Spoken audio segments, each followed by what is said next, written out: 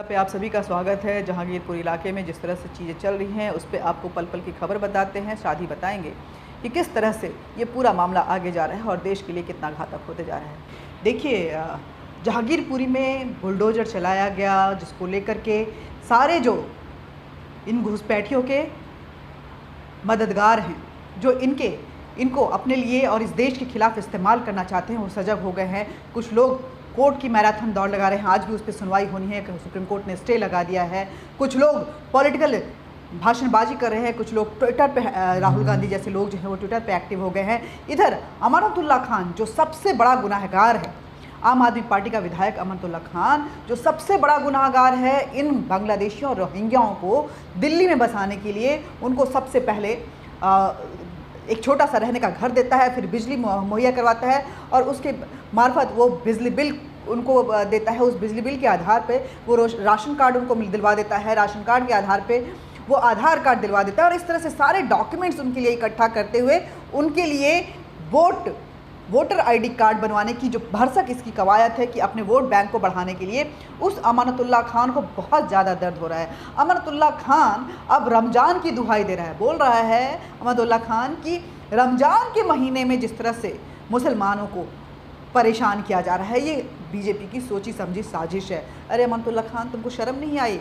जो रामनवमी के मौके पे, हनुमान जयंती के मौके पे, चैत्र प्रतिपदा जो कि हिंदुओं के नववर्ष का मौका है, उस पे जिस तरह से मुसलमानों ने पूरे देश में 7 राज्य 27 जगह जिस तरह से पत्थरबाजी की गई और पूरे उस शोभा यात्रा को लहूलुहान किया गया, क्या तुम्हें समझ में नहीं आया था कि रामनवमी को किस तरह से ख़राब किया गया था?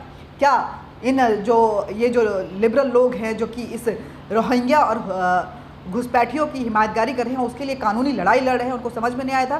देखिए किस तरह से रोना रो रहा है अमानतुल्लाह खान। अब तक जो कुछ दिन पहले बोल रहा था, आपको फिरोज शाह कोटला का वो मंजर याद होगा जहाँ बोला था कि यहाँ कोई नमाज नहीं पढ़ने देगा, मैं देखता हूँ कैसे नहीं नमाज पढ़ने देगा, यहाँ नमाज पढ़ी जाएगी। आज अमानतुल्लाह खान रमज़ान की दुहाई देकर इन घुसपैठियों को जो देश के लिए घातक हैं उनकी हिमायतगिरी कर रहा है। सुनिए अमानतुल्लाह खान को और खुद अपने विवेक से फैसला कीजिए कि आखिर इस तरह के विधायकों को अगर आप चुन के लाएंगे तो देश किस तरह सातल की तरफ जाएगा।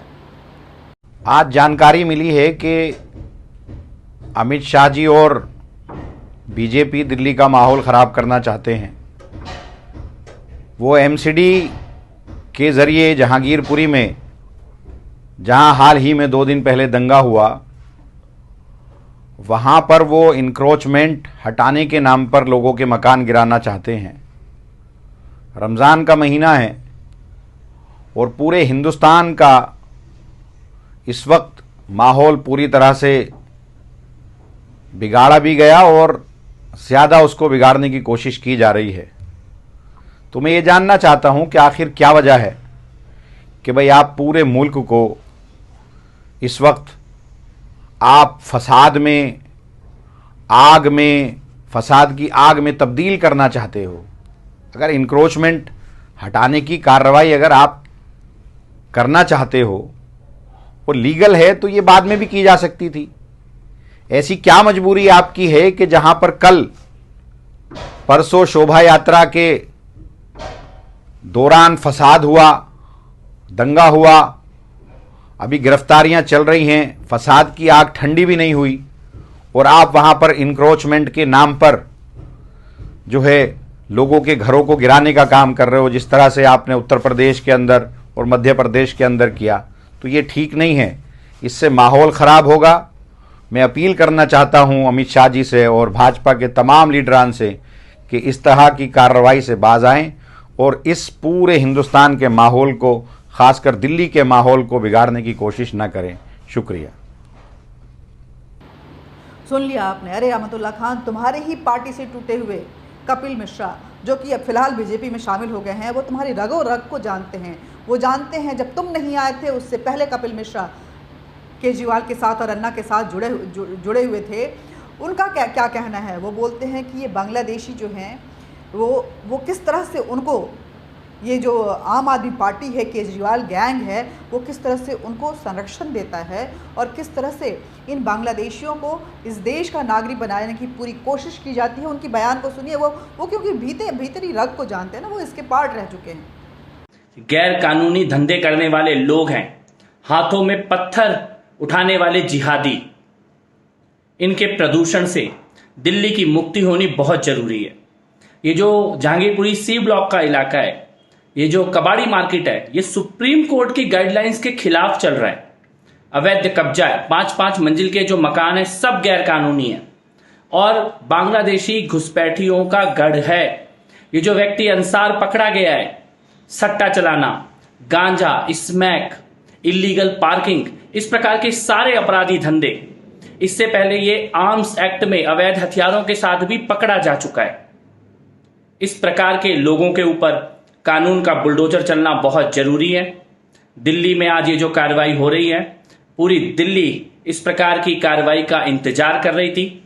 जिस प्रकार की पत्थरबाजी, बम, हमले, गोली बांग्लादेशी घुसपैठियों के द्वारा चलाई गई हनुमान जन्मोत्सव के दिन, यहां तक कि पुलिस वालों तक के ऊपर हमला करने की हिम्मत की है। आज का ये कार्रवाई, बुलडोजर की कार्रवाई, दिल्ली में न्याय, कानून और संविधान के राज को स्थापित करने के लिए निर्णायक साबित होगी। आपने तो मैं भी ये कहती हूँ कि ये जो रोहिंग्या और बांग्लादेशी हैं वो सिर्फ हिंदुओं के लिए खतरा नहीं है, पूरे भारत के लिए खतरा है। सजग होने की ज़रूरत है, सचेत होने की ज़रूरत है। देखिए, बार बार आपसे हर कोई अपील कर रहा है, कोई बेवकूफ़ नहीं है। आम आदमी पार्टी से टूटे हुए लोग, चाहे वो कुमार विश्वास हों, चाहे आप कपिल मिश्रा हों, चाहे और अन्य लोग जो हैं, कई ऐसे लोग, वो बता रहे हैं कि किस तरह से आम आदमी पार्टी इस देश के लिए घातक होती जा रही है। सुनिए कपिल मिश्रा को, इस पूरे जहांगीरपुरी इलाके को लेकर के वो उनका जो अपना एनालिसिस है, जो आम आदमी पार्टी के साथ रहकर उनके स्ट्रैटेजी को वो जानते हुए वो बयान दे रहे हैं कि किस तरह से ये रोहिंग्या जो हैं, वो घुसपैठिए जो हैं, वो देश के नहीं, वो हमारे देश के नहीं हैं, घुसपैठिए हैं और वो हिंदुओं के नहीं, पूरे भारत के लिए खतरा है। इनके ऊपर बुलडोजर बहुत ज़रूरी है, वरना भारत कब नेस्तो नाबूद हो जाएगा किसी को पता भी नहीं चलेगा। बांग्लादेशी घुसपैठियों और रोहिंग्या का मामला ये कोई हिंदू मुसलमान का मामला नहीं है, ये बात है हिंदुस्तान की। जहां भी ये लोग हैं वहां ये कैंसर की तरह सोसाइटी को, समाज को खत्म कर रहे हैं। ये बांग्लादेशी घुसपैठिए, ये रोहिंग्या, ये अपराध बढ़ा रहे हैं। चैन स्नैचिंग, लूट, हत्या, बच्चों का अपहरण, नशे का कारोबार, ये सब ये बांग्लादेशी और रोहिंग्या घुसपैठिए करते हैं। आज इनकी बस्ती में हनुमान जन्मोत्सव पे हमला हो गया, पुलिस वालों पे गोली चल गई। कहां से आ रही है इतनी हिम्मत इन घुसपैठियों में? सुप्रीम कोर्ट में बड़े बड़े वकील खड़े हैं इनके साथ, इनको बचाने के लिए। ये देश की सुरक्षा के लिए खतरा है, दिल्ली की सुरक्षा के लिए खतरा है, हमारे बच्चों के लिए खतरा है ये घुसपैठिए। और मुझे लगता है कि सभी राजनीतिक पार्टियों को राजनीति से ऊपर उठकर इस घुसपैठ के मुद्दे पर एक होना चाहिए। इसको हिंदू मुसलमान का मुद्दा मत बनाइए, मुसलमान खतरे में है, मुसलमान पे हमला हो रहा है, मुसलमान के घर जी नहीं। ये घुसपैठिए हैं, ये कैंसर है रोहिंग्या और बांग्लादेशी घुसपैठिए। इनका समाधान सबको मिलके करना होगा, सारे दिल्ली वालों को, देश के लोगों को एक होना होगा। ये हमारे आपके बच्चों की सुरक्षा का मामला है, ये हिंदुस्तान की सुरक्षा का मामला है। सुना आपने, तो मैं भी यही कहती हूँ, इस अपने विवेक से काम लीजिए। इस तरह की जो पॉलिटिक्स हो रही है जिसमें जुडिशियरी सीधे सीधे इन्वॉल्व हो रहा है और जुडिशियरी के रास्ते जाकर संविधान की दुहाई देते हुए कानून व्यवस्था को बिगाड़ने की भरसक कोशिश की जा रही है, जिसमें राहुल गांधी से लेके केजरीवाल से लेके कम्युनिस्ट पार्टी सारे इन्वॉल्व हैं। और कहीं ना कहीं जो कोर्ट है वो लीनियंट नज़र आ रही है, अपने ही देश में हिंदुओं को बेगाना कर रहे हैं, उनको रिफ्यूजी जैसा महसूस करवा रहे हैं और इन घुसपैठियों के लिए कानून व्यवस्था को निर्धारित करने की, उनके लिए संचालित करने की बातें की जा रही है। ये इससे बड़ी ज्यादती और इससे बड़ा दुर्भाग्य किसी देश के लिए क्या होगा। जय हिंद, जय भारत। वीडियो को ज़्यादा से ज़्यादा शेयर कीजिएगा, लाइक कीजिएगा, सब्सक्राइब कीजिएगा और इन विचारों पे, आपके विचार जो हैं, इन मुद्दों पे आपके विचार मुखर होने बहुत ज़रूरी हैं। ज़रूर लिखिएगा, आपसे अपील है, क्योंकि ये मुखर आवाज़ जो है वो एकजुटता को दर्शाता है और बुलंद होता है। ये बुलंदी जो है वो देश रक्षा में काम आता है।